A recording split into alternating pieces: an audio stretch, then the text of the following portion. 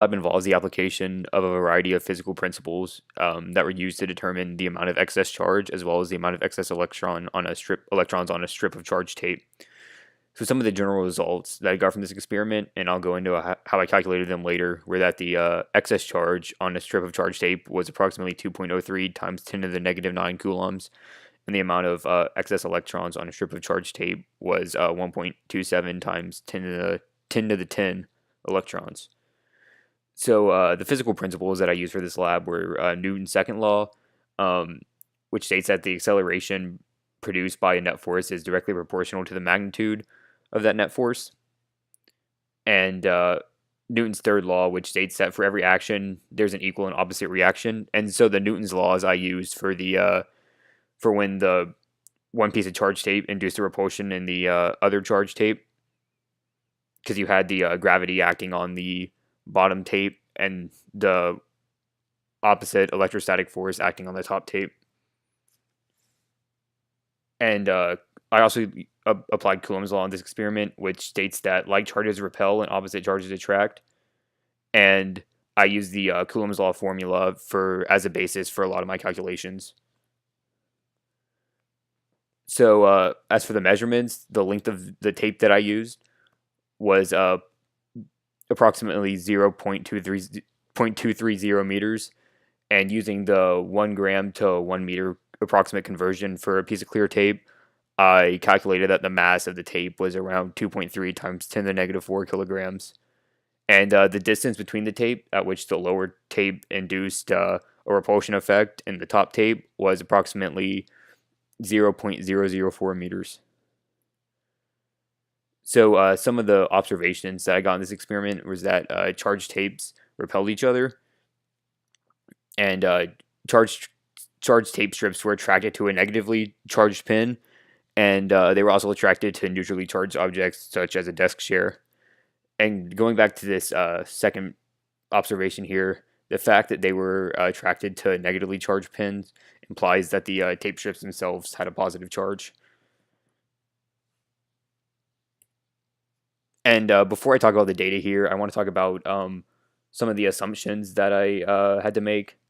So my first assumption was that I had to ignore the air resistance when the lower tape was induced a repulsion in the upper tape, because I for the formula here you can see I used mass times gravity, but that neglected like friction caused by air resistance, and the electrostatic force here also neglected possible friction caused by air resistance. And going off of that, I also had to assume that each tape the same amount of charge that was evenly distributed across the tape, which basically helps to rule out any discrepancies in like where the charge was located on the tape.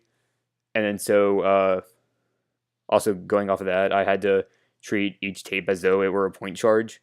And as you can see right here, so this is a formula I used. It was Coulomb's law, and this Q squared is usually written as Q1 times Q2, but since each tape was treated as though it were an equal point charge, I was able to square that and simplify it that way. And to calculate Q using this formula, I just did some simple algebraic rearrangement, and then that's how I got the value up here that I previously mentioned. And to get the value of excess electrons that I calculated, I divided the amount of charge per tape by the amount of charge per electrons, and then that gives the amount of excess electrons. And then my coding here, I basically implemented the formulas I previously mentioned into Python, and made a model here with a statement that is gives a value that was relatively close. It's not exactly the same as my value that I calculated using a calculator. And here's the model that it gave me. So this is the lower tape and this is the upper tape, and then here's the electrostatic force, and here's the equal but opposite gravitational force acting upon it. And that electrostatic force comes from the lower tape, and then this force, of course, comes from the gravitational pull of Earth. So some of the post-lab questions here is so if the electrons had a positive charge and protons had a negative charge, the the tape would have a negative charge instead of a positive charge, and would be attracted to positively charged objects. So it'd be attracted to my hair rather than the pin after I rubbed the pin in my hair.